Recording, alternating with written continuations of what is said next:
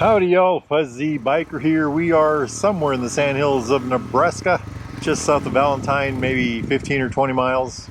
Been to this campground before. I cannot think of what it's called. I'll try to put the name below.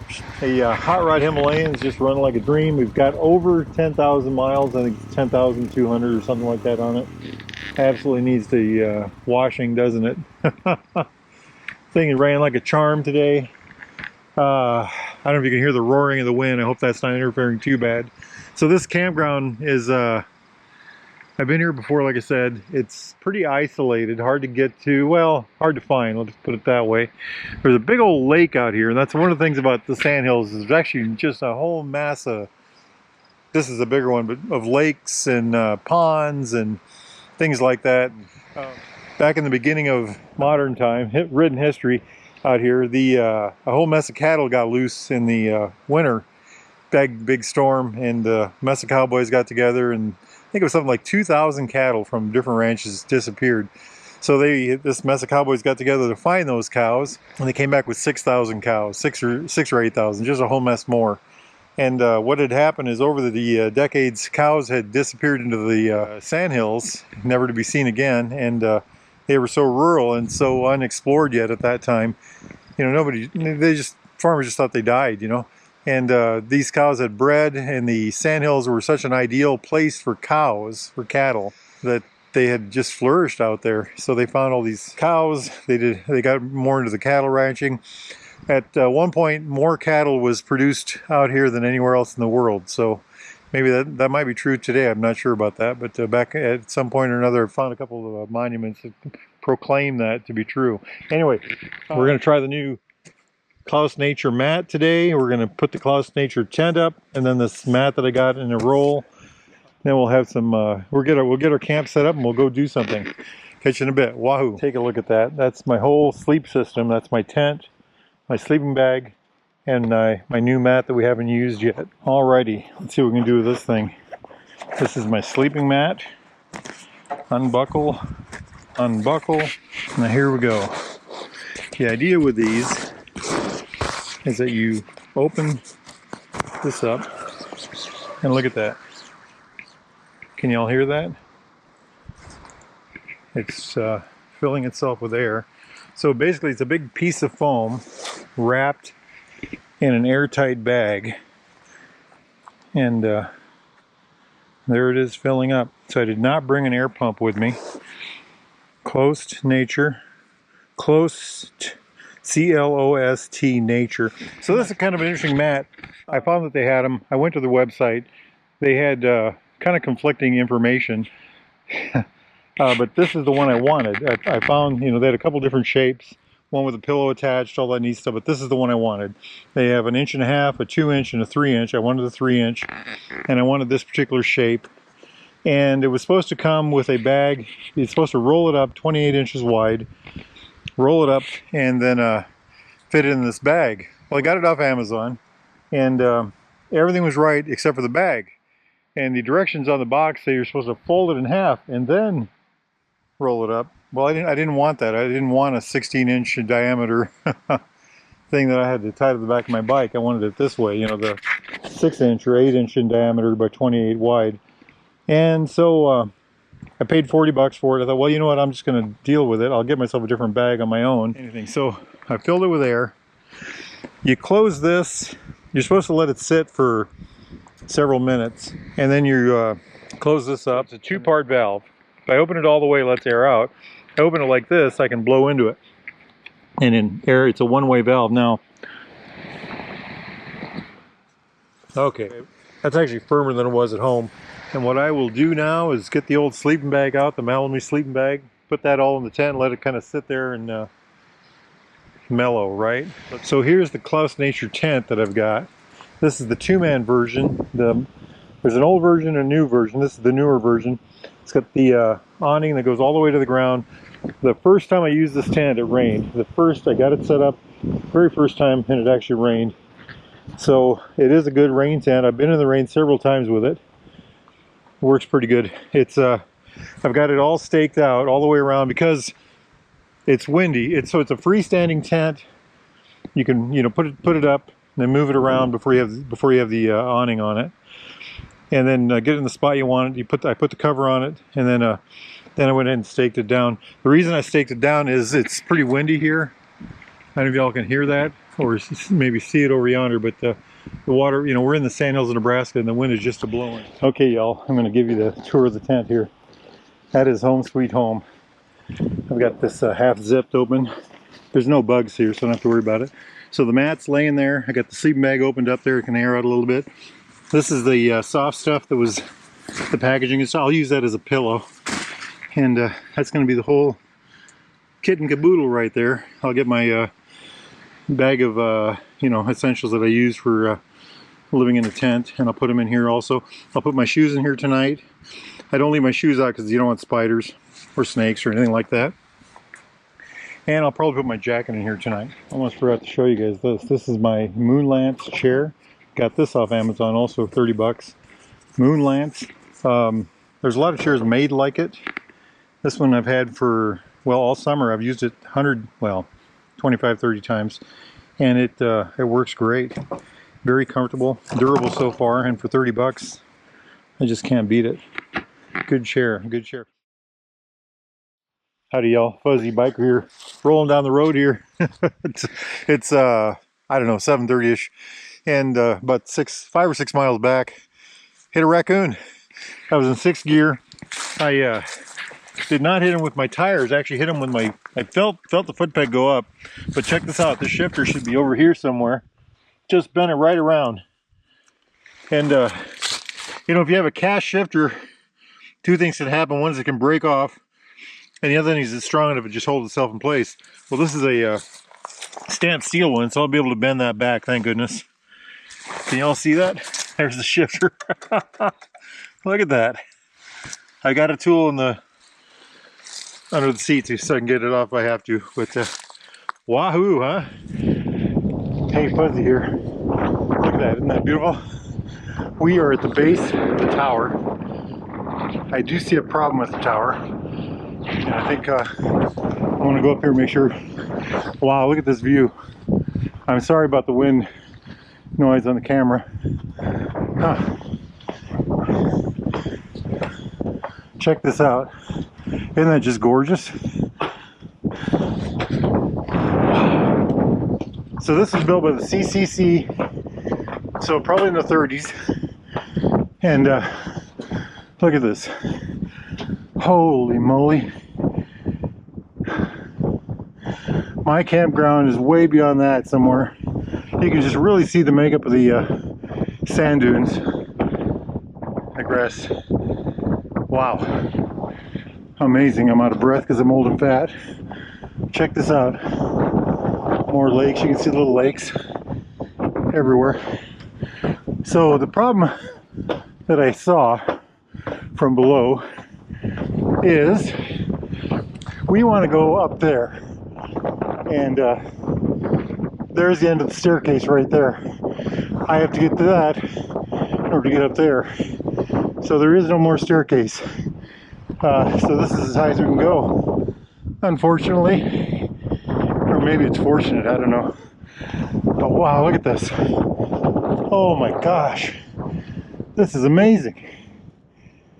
Holy moly, look at that. That is amazing. We'll use that telescope here in a second. Holy moly, look at that waterway. I think there's a bike trail through there, motorcycle trail. We might try to find that. Wow. Wow, wow, wow. Life is good, my friends. Life is good. Get out and live. Wow. Alright y'all, had a little GoPro problem. The sound did not get recorded. This is day 3. I'm getting ready to tear down my campsite and head for home. And there's the old tent after 2 nights. There's the Hot Rod Himalayan. And over here I've got my air mattress, and that was the new add-on to the camping equipment this trip. So what did I think about that thing? Well, Close Nature 2, or whatever it's called. It's 3 inches thick. You can see that there. It's got a top and a bottom. I had it was very stiff when I blew it. I took it out, put it up, blew air into it, and it was like a board to sleep on. So the first night, about 3 o'clock in the morning, I woke up, I had a sore back. You know, it was tough. And so I opened the cap up, I got off of it, opened the cap up, closed the cap back down. It was much softer, pretty comfortable, and made it through the night. The next evening, I slept again pretty good till about 3 o'clock in the morning, and then I had a, you know, I was stiff again. So I got up, put my knee on it, opened the cap, let some air out, sealed it back up, and it was comfortable. So actually, it's a very comfortable mat. The one big thing I would say about it is it's very slick. The material is very slick. So my sleeping bag would slide off of it. You know, I would find myself, I'd go to roll around or something, and you know, I'd end up sliding off the darn thing. And you know, it's a 3-inch fall to the floor, so you know that's quite a fall for an old guy like me, right? But anyway, seriously, thumbs up to the thing. It worked great. I'm very happy with it. I wish it wasn't as slick. In their advertising, it said that it was made with a material that wasn't as slick. There I am talking about how slick it was. You know, I maybe the other side is the side that's supposed to be up. I'll give that a try next time. But I would say overall I'm very happy with it. One of the things I pondered was, you know, it's hard to roll up. And one of the things I pondered was, should I have gotten the 1.5 inch? They make an 1.5 inch, a 2-inch, and a 3-inch. Should I got one of the thinner ones? Because it really was so comfortable. That's my Malamy sleeping bag I was just looking at there. And I got that off Amazon for 20 bucks. I've used it 30 times this year. And it's a fabulous sleeping bag. It got down to, I think, 48 one night and 52 the next night or something like that, and very comfortable. I've slept with that sleeping bag all the way down to 40 degrees and been comfortable. Well, when it gets down to 40, you want to put on your long underwear. But in this case, I didn't have to use any of that. You know, very happy. The system worked very well. I think, you know, the mat is rated, I think it's R5.9 or something like that. So R5, R6. So it's very, you know, very warm.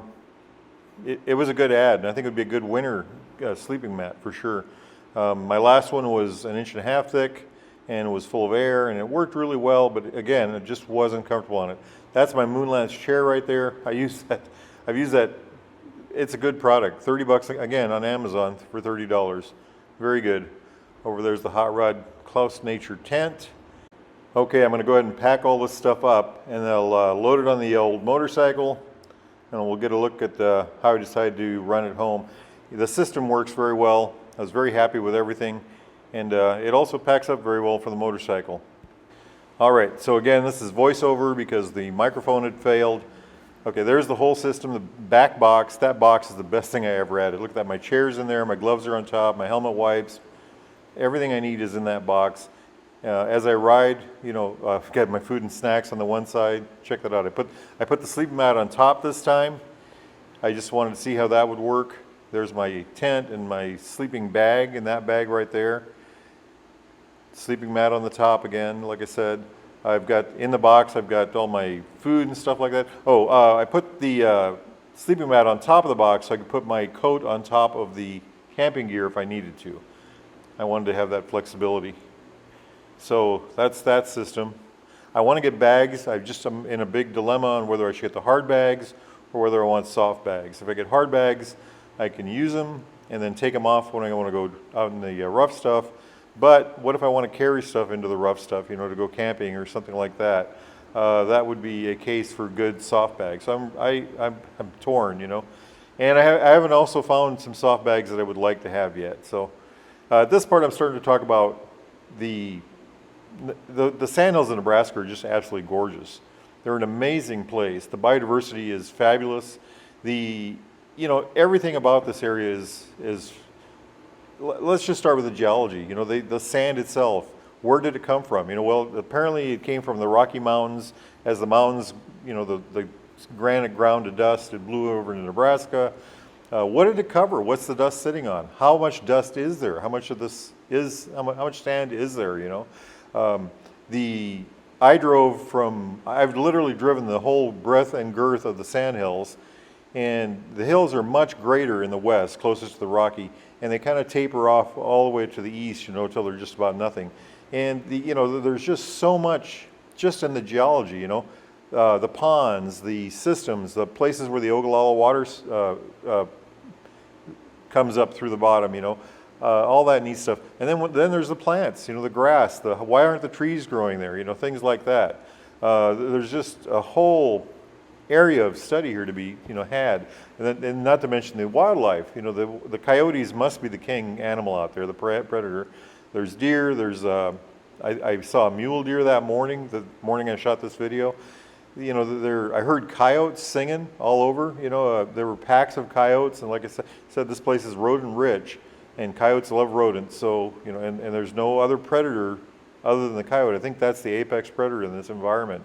I would love to go there next year, spend a month there, especially if I could hook up with people that are experts in the grasslands or know a lot about it, people that could fill in the blanks and give us a lot of good information and tell us a lot of the history, and and that, by the way, that doesn't even count the amazing story of the people that live there, the people that settled there and that are there today. I mean, that's a rugged landscape, there's no doubt about it.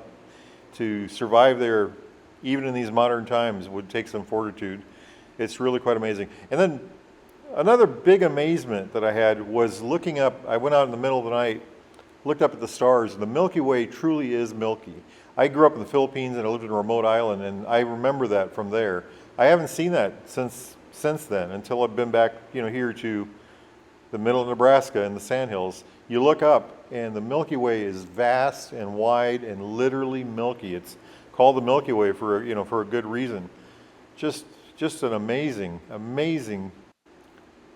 thing to see. I would love to camp somewhere where there's absolutely no light. My campground had 2 light poles. I was kind of away from them, but still, I would love to camp somewhere where I'm surrounded by nothing but the Sandhills. This is one of the darkest places in America, so the stars just shine. If you're from the Sandhills, you want to help me out, please do. Overall, it was a fabulous trip. Like I said, this is the second time I've been out there. I definitely want to go back. This motorcycle was perfect for this riding. I was able to hit the highways and do the long rides. I was able to take the back roads. I was able to do what they have for gravel. I did a lot of very rural things, and saw bald eagles and just all kinds of wildlife, So one of the biggest challenges I had out here was riding in sand. I'm not a sand rider. I don't have a lot of experience with it. But the bike did pretty well overall. The front tire didn't really have any grip, so I'm thinking about getting a different front tire for the bike. Dunlop Trail Max Mission, like I have my other motorcycle. If y'all are interested in a motorcycle like this, or new used Royal Enfield Triumph Classic British bike of any type, need parts, accessories, doodads, thingamajigs, get yourself over to Baxter Cycle in the mighty metropolis of Marnie, Iowa, or go to baxtercycle.com to make sure you tell them Fuzzy Biker sent you. Now, I'm going to hop back on that motorcycle and go for a ride. Y'all do the same if you can. Life is grand. Wahoo! Yippee-yi-yay! Yippee-yi-yo! Down the road we go. Beautiful, beautiful machine.